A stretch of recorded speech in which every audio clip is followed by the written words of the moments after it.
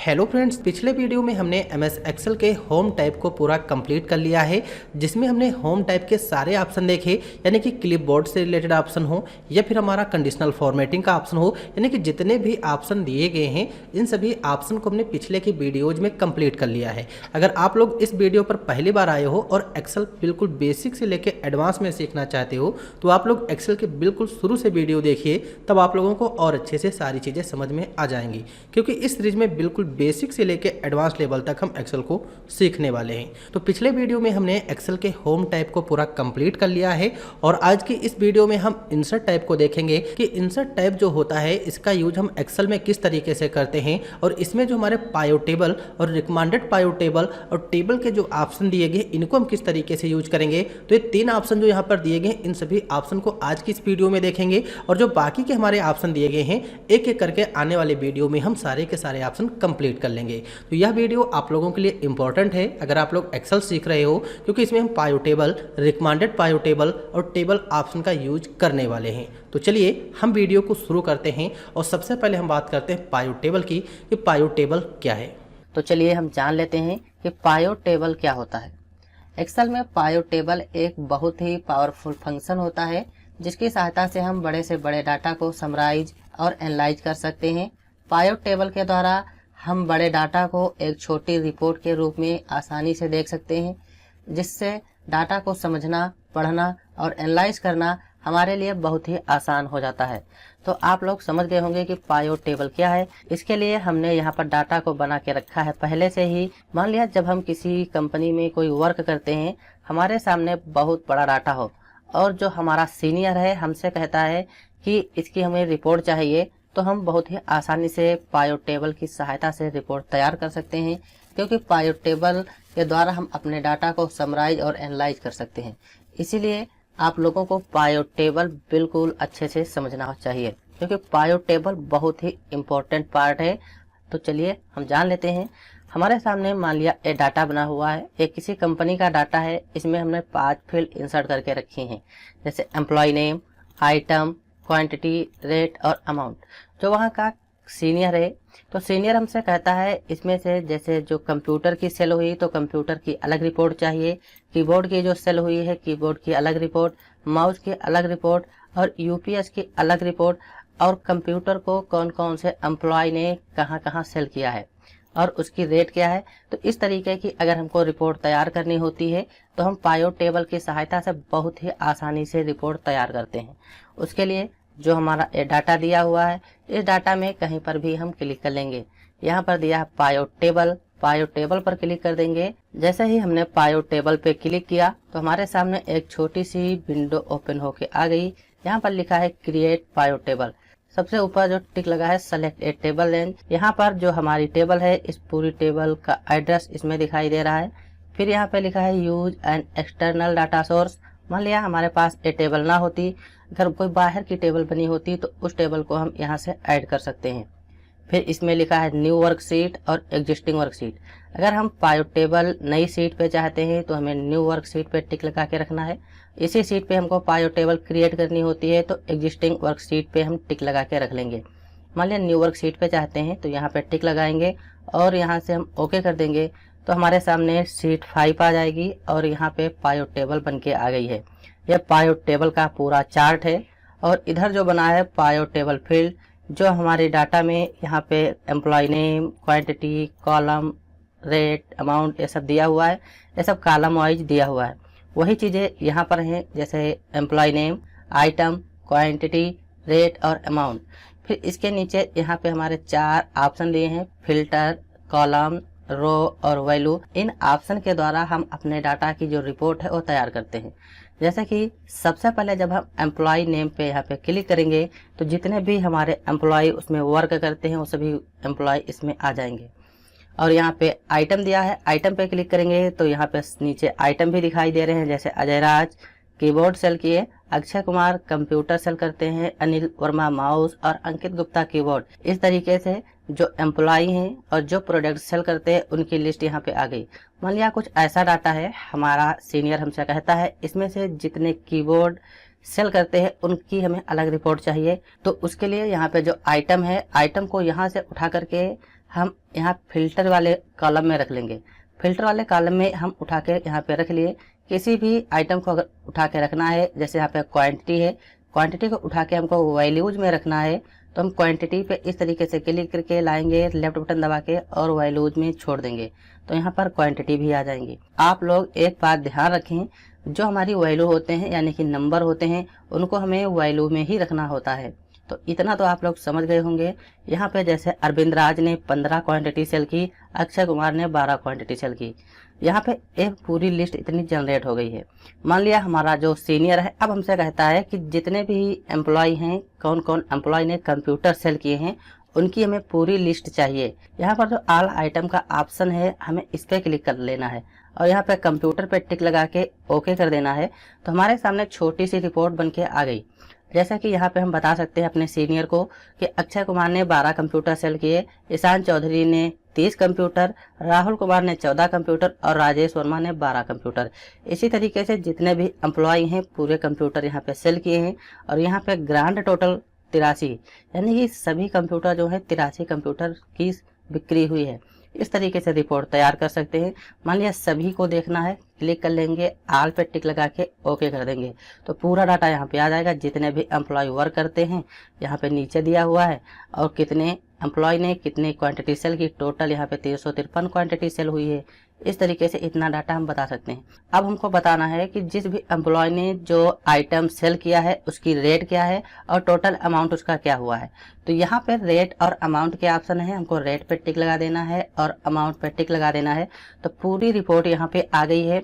जैसे अजय राज ने 15 quantity sell की हैं, 6320 रुपए की रेट लगी है और टोटल अमाउंट इनका हुआ है 94,800 रुपए का। इसी तरीके से अक्षय कुमार ने 12 क्वांटिटी सेल की है, 5,000 रुपए की इनकी रेट लगी है और टोटल इनका जो अमाउंट है 60,000 रुपए का बिका हुआ। अगर अब हमसे हमारा सीनियर कहता है कि कीबोर्ड की जितनी सेल हुई हमें पूरी कीबोर्ड की रिपोर्ट चाहिए, तो हम यहाँ आल पे आके कीबोर्ड पे टिक लगा देंगे और ओके कर देंगे, तो पूरी रिपोर्ट यहाँ से हम दे सकते हैं। इसको हमें प्रिंट करवाना हो तो कंट्रोल बटन के साथ F2 कर लेंगे, हम यहाँ से प्रिंट प्रीव्यू देख सकते हैं। कोई भी सीनियर हो इस तरीके से उसको हम रिपोर्ट यहाँ से दे सकते हैं, पूरा डाटा दिखाई देगा। मान लिया हमें माउस की जाननी है तो क्लिक करके माउस पे क्लिक करेंगे, ओके कर देंगे, टोटल माउस का डाटा आ जाएगा। तो इस तरीके से हमें बहुत ही आसानी से कोई रिपोर्ट तैयार करनी होती है तो तैयार करते हैं। इसमें हमको जोड़ना भी नहीं पड़ता है। यहाँ पे टोटल क्वांटिटी 100 क्वांटिटी की सेल हुई है। टोटल रेट दिखाई दे रहा है 1660 रुपए। टोटल रेट यहाँ पे दिखाई दे रहा है 26,260 रुपए। इस तरीके से किसी भी डाटा की अगर रिपोर्ट तैयार करनी होती तो तैयार कर सकते हैं। आल पे टिक लगा देंगे, ओके कर देंगे, तो पूरी बायोडाटा यहाँ पे आ जाएगा, पूरी रिपोर्ट बन के आ जाती है। नीचे ग्रांड टोटल भी दिखाई दे रहा है। अगर इस तरीके से कोई रिपोर्ट बनानी हो तो हम बना सकते हैं। फिर जब हम टेबल पे क्लिक करते हैं तो यहाँ पे दो ऑप्शन आ जाते हैं, जैसे एक एनालाइज का और एक डिजाइन का। एनालाइज में क्या है, एनालाइज से हम अपने डाटा को एनालाइज कर सकते हैं और यहाँ पर भी कोई भी फील्ड ऐड करनी हो बाद में तो हम ऐड कर सकते हैं। तो चलिए ये भी देख लेते हैं। जैसे कि मान लिया ये डाटा है, हमारे कंप्यूटर में जो भी प्रोडक्ट है किसी की रेट बढ़ानी है, क्वांटिटी बढ़ानी है, तो हम अपने ओरिजिनल डाटा में आएंगे जो शीट 1 पे हमारा डाटा यहाँ पे बना हुआ है। मान लिया राहुल कुमार हैं, इन्होंने 14 के बल्दी यहाँ पे 25 क्वांटिटी सेल की। इसकी रेट जो है यहाँ पे 9,000 रुपये हो गई है, तो यहाँ पे हम 9,000 टाइप कर लेंगे। अंकित गुप्ता यहाँ पे 12 कीबोर्ड सेल करते हैं। मान लिया इन्होंने यहाँ पे 20 कीबोर्ड सेल किए और हर कीबोर्ड की जो रेट है 800 रुपये हो गई। इस तरीके से हमें अगर डाटा में बदलाव करना है तो यहाँ से हम बदलाव कर लेंगे। जैसे यहाँ पे इन्होंने 20 कीबोर्ड सेल किए, एक कंप्यूटर की जो कीमत है यहाँ पे मान लिया 10,000 रुपये है, तो यहाँ पे हम 10,000 टाइप कर देंगे। यहाँ पे 18 माउस सेल किए हैं अम्मू गुप्ता ने, तो यहाँ पे मान लिया 20 माउस सेल किए हैं, तो 20 माउस टिक लगा लेंगे। इतना हमने अपने डाटा में बदलाव कर लिया है। अब हम इसमें आएंगे तो जो चीज़ हमने वहाँ से बदलाव की है वो चीज़ अभी यहाँ पे नहीं दिखाई दे रही है। जैसे यहाँ पे राहुल कुमार लिखे हैं, यहाँ पे राहुल कुमार लिखा है, इन्होंने 14 क्वांटिटी सेल की है 9500 रुपये की, लेकिन हमने अपने डाटा में बढ़ोतरी की है। इन्होंने 25 क्वांटिटी सेल किए हैं और 9,000 रुपये की रेट लगी है, लेकिन इसमें अभी कोई बदलाव यहाँ पे नहीं हुआ है। जैसे यहाँ पे 9500 है और उसमें 9,000 रुपये की रेट लगी है। टोटल इन्होंने 25 क्वांटिटी सेल की। फिर उसके लिए बदलाव लाना है तो हम एनालाइज में आएंगे, यहाँ पे रिफ्रेश में जाके रिफ्रेश आल पे टिक लगा देंगे, यहाँ पे हमारे डाटा में बदलाव हो जाएगा। इस तरीके से कोई भी चेंज किया है तो हम चेंज कर सकते हैं।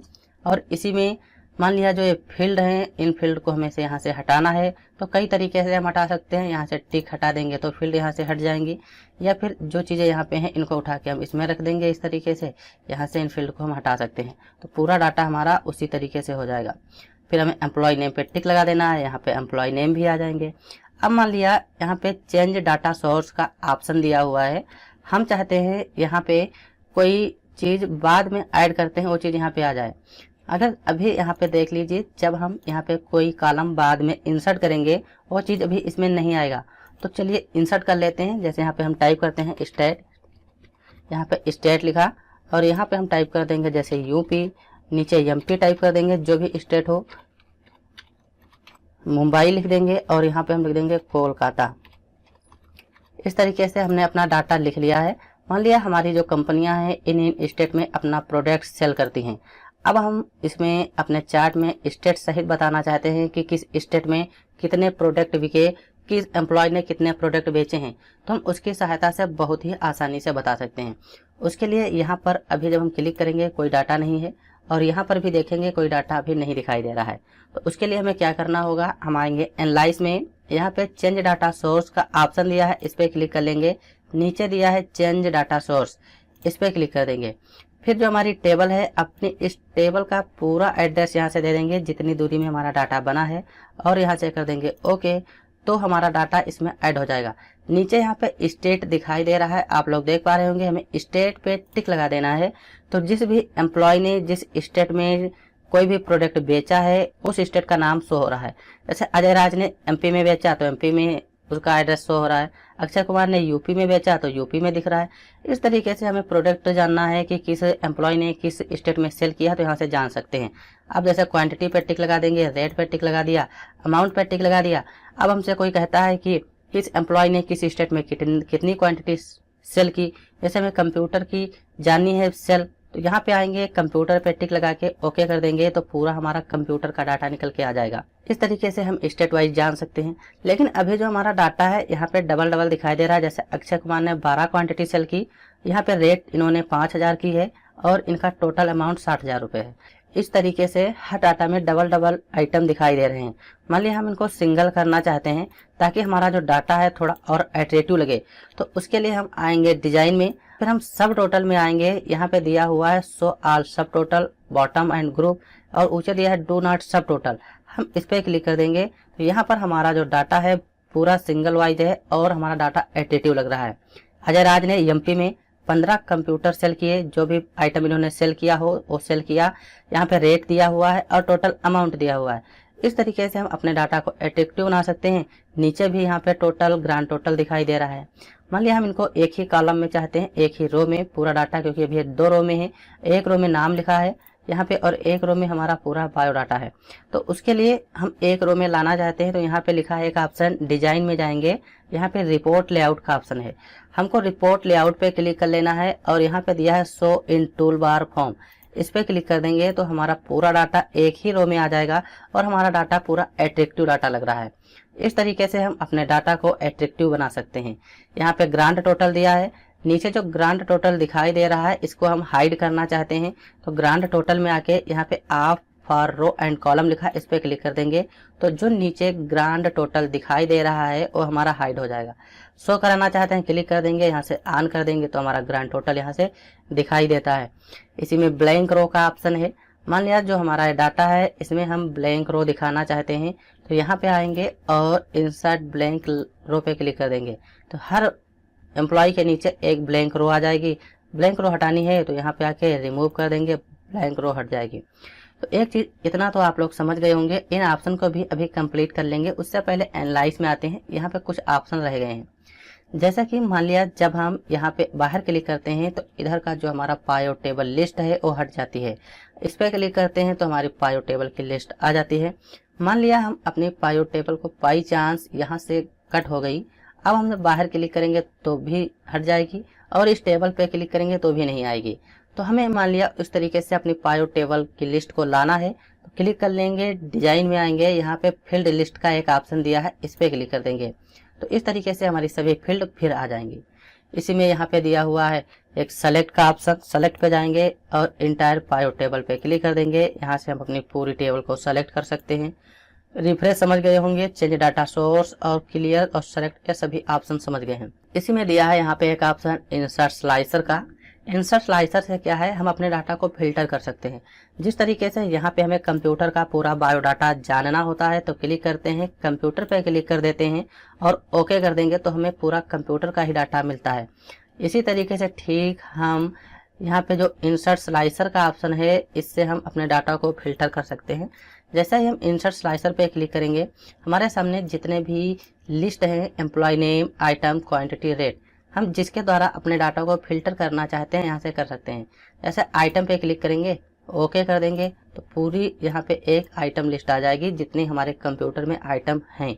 जैसे कंप्यूटर, कीबोर्ड, माउस और यूपीएस। कीबोर्ड के बारे में जानना चाहते हैं, कीबोर्ड पे क्लिक कर देंगे, पूरी रिपोर्ट कीबोर्ड की तैयार हो जाएगी।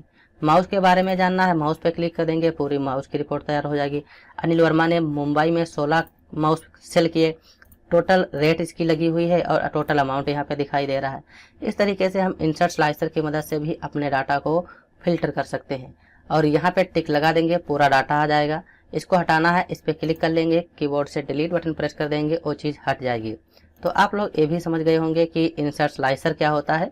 फिर इसमें दिया है पायोट टेबल। ये हमारी पायोट टेबल 1 है, तो यहाँ पे पायोट टेबल का नाम दिया हुआ है। यहाँ पे एक्टिव फील्ड किस फील्ड में हम हैं, अभी स्टेट वाले कॉलम में है तो यहाँ पे स्टेट शो हो रहा है। एम्प्लॉय नेम वाले कॉलम में है तो यहाँ पे एम्प्लॉय नेम शो हो रहा है। क्वांटिटी वाले में है तो क्वांटिटी शो हो रहा है। इस तरीके से हमारा डाटा यहाँ पे शो होता है। यहाँ पे जो भी ऑप्शन अभी हाईलाइट नहीं हो रहे हैं, इन ऑप्शन का यूज अलग अलग डाटा के हिसाब से होता है। मान लिया कोई डाटा किसी दूसरे हिसाब से है, कोई डाटा दूसरे हिसाब से है, तो उस तरीके से हमारे जो ऑप्शन है सभी वर्क करते हैं। जब हम आगे अपने प्रोजेक्ट लाऊंगा कि किस प्रोजेक्ट का काम क्या होता है तो इन सभी ऑप्शन को एक एक करके और कवर करवाऊंगा। इसीलिए आप लोग यदि हमारे चैनल पर नए हो तो हमारे चैनल को पूरा जरूर देखिए ताकि हमारे जो भी वीडियो की लिंक हो आप लोगों तक सबसे पहले पहुंचे। तो आप लोग इतना समझ गए होंगे। फिर इसी में एक ऑप्शन यहाँ पे आता है मूव पायोट टेबल। अभी जो हमारा पायोट टेबल का डाटा बना हुआ है एक शीट नंबर 5 पे है, हम चाहते हैं इसको दूसरा शीट पे मूव कराना। तो हम यहाँ पे आएंगे एनालाइज में और यहाँ पे मूव पायोट टेबल पे क्लिक कर देंगे। जो हमारा पायोट टेबल है हम इसको नई शीट पे चाहते हैं ले जाना, तो न्यू वर्क शीट पे क्लिक करके ओके कर देंगे और यहाँ पे शीट 6 आ जाएगी, नीचे दिखाई दे रहा होगा।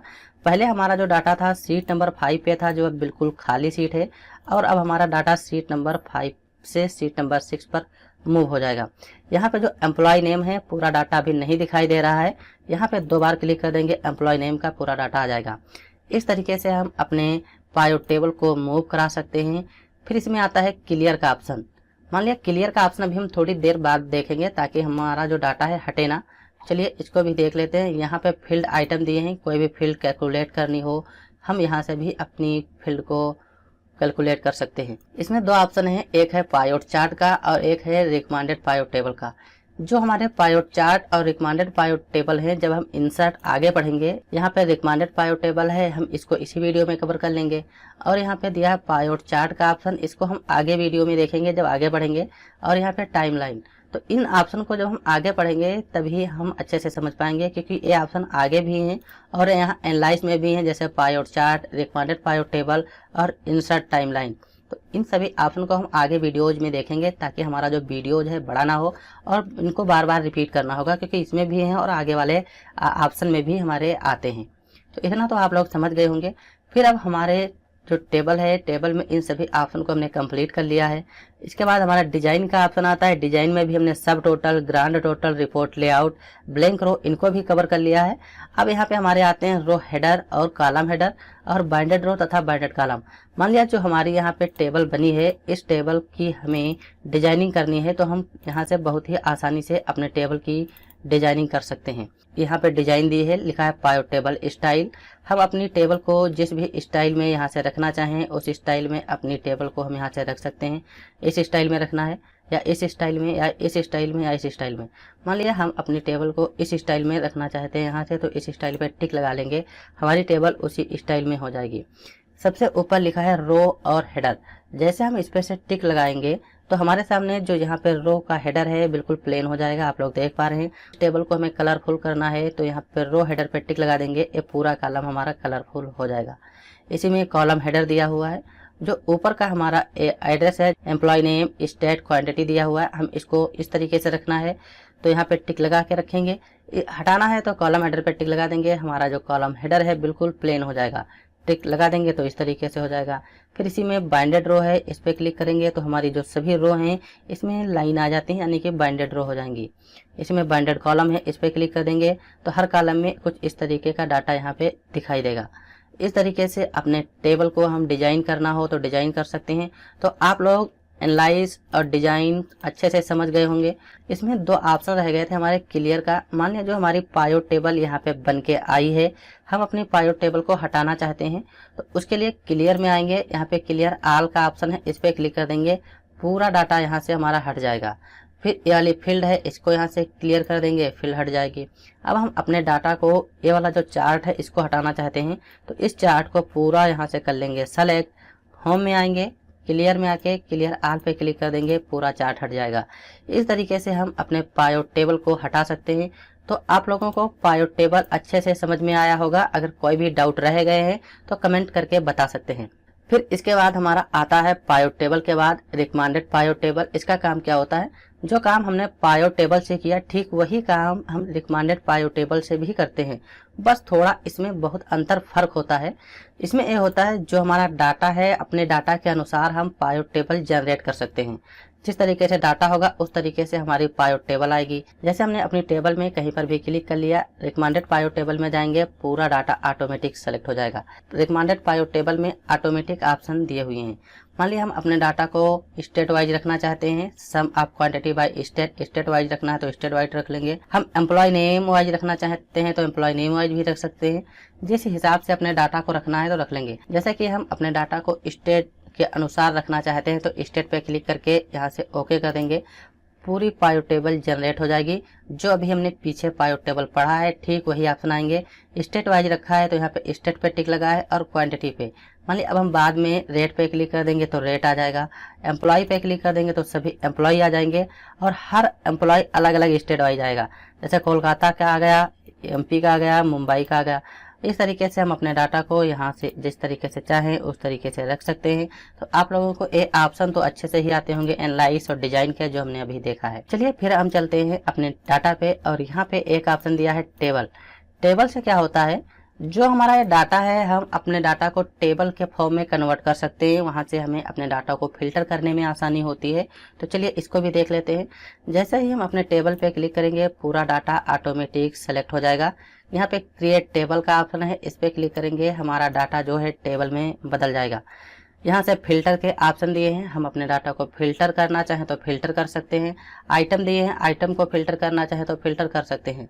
यहाँ पे डिजाइन दी हुई है, हम अपने डाटा को किस डिजाइन में रखना चाहते हैं वो यहाँ पे रख लेंगे। इसको भी हमने पायो टेबल में कवर किया था। जिस भी डिजाइन में अपने डाटा को रखना चाहें उस डिजाइन में अपने डाटा को हम यहाँ से रख सकते हैं। मान लिया इस डिजाइन में रखना है तो इस डिजाइन में हमारी पायो टेबल हो जाएगी। यहाँ पे हेडर रो है, टिक हटा देंगे तो हेडर हमारा गायब हो जाएगा, टिक लगा देंगे तो हेडर यहाँ पे आ जाएगा। टोटल रो पे क्लिक कर देंगे तो नीचे टोटल रो दिखाई देती है, यहाँ पे हर टोटल रो दिखाई देगी। टोटल रो को हटाना है, टोटल रो से टिक हटा देंगे तो टोटल रो यहाँ से हट जाएगा। बाइंडेड रो पे टिक लगा देंगे तो हमारी रो बिल्कुल प्लेन हो जाएंगी।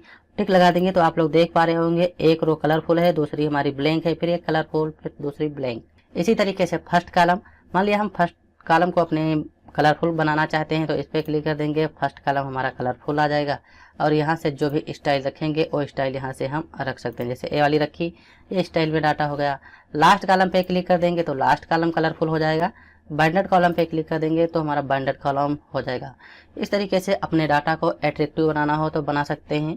यहाँ पे जो ऊपर फिल्टर के बटन है इनको हटाना है तो यहाँ से हटा सकते हैं, फिल्टर के बटन हट जाएंगे, क्लिक कर देंगे तो फिल्टर के बटन आ जाएंगे। इस तरीके का हमारा डाटा है। हम चाहते हैं अपने डाटा में टोटल कीबोर्ड का ही डाटा चाहिए तो यहाँ पे आइटम में जो फिल्टर बटन है इस पे क्लिक कर लेंगे, सेलेक्ट ऑल से टिक हटा के कीबोर्ड पे क्लिक कर लेंगे और यहाँ से ओके कर देंगे तो पूरा डाटा हमारा कीबोर्ड का आ जाएगा।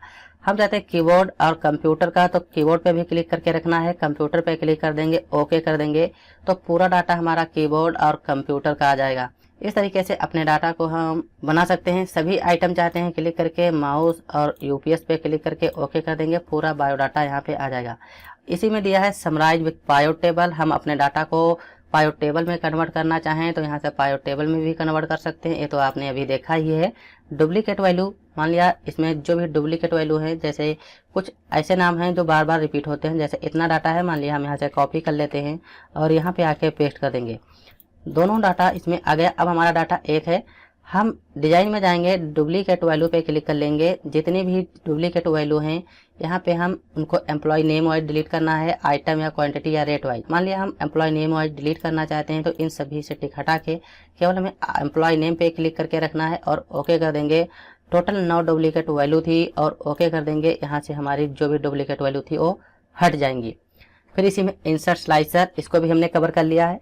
यहाँ से भी अपने डाटा को फिल्टर कर सकते हैं। जैसे क्लिक किया, आइटम पे क्लिक कर देंगे और यहाँ से ओके कर देंगे। हमारे सामने इंसर्ट स्लाइसर की एक लिस्ट आ जाएगी। कीबोर्ड पे क्लिक करेंगे तो कीबोर्ड से ही डाटा आएगा, माउस पे क्लिक करेंगे तो माउस से डाटा आएगा, कंप्यूटर पे तो कंप्यूटर से रिलेटेड डाटा आएगा। इस पर क्लिक कर देंगे तो पूरा डाटा आ जाएगा और इसको हटाना हो सेलेक्ट करके डिलीट कर देंगे, वो हट जाएगा। तो आप लोग ये तो समझ गए होंगे। फिर यहाँ पे कन्वर्ट टू रेंज ऑप्शन दिया है। इसका काम क्या होता है, जो हमारा डाटा है इसको हम पहले के अकॉर्डिंग रखना चाहते हैं, क्लिक कर देंगे और यहाँ से यस कर देंगे। हमारा डाटा जिस तरीके से पहले था वो हट जाएगा, नॉर्मल डाटा हो जाएगा और इसमें जो भी डिजाइन का ऑप्शन था वो यहाँ से हट जाएगा। इस वीडियो में हमने पायोट टेबल, रिकमेंडेड पायोट टेबल और टेबल को पूरा कंप्लीट कर लिया है। आप लोगों को यह वीडियो कैसा लगा कमेंट करके जरूर बताइए, ताकि हम भी मोटिवेट हों, क्योंकि हम आप लोगों के लिए इतनी मेहनत करते हैं। उससे पहले यदि आप लोग हमारे चैनल पर नए हो और एक्सेल बिल्कुल शुरू से सीखना चाहते हो तो हमारे चैनल को सब्सक्राइब जरूर कीजिए। और आगे के वीडियो में हम देखेंगे picture, online picture, shape, smart art, screenshot और एप्स फॉर ऑफिस तक हम आगे के वीडियो में कंप्लीट करेंगे कि इसका यूज क्या होता है। और इस वीडियो में हमने पूरा पायोट टेबल सीखा बिल्कुल बेसिक से, और रिकमेंडेड पायोट टेबल भी सीखा और टेबल भी सीखा। कमेंट करके जरूर बताना कैसा लगा।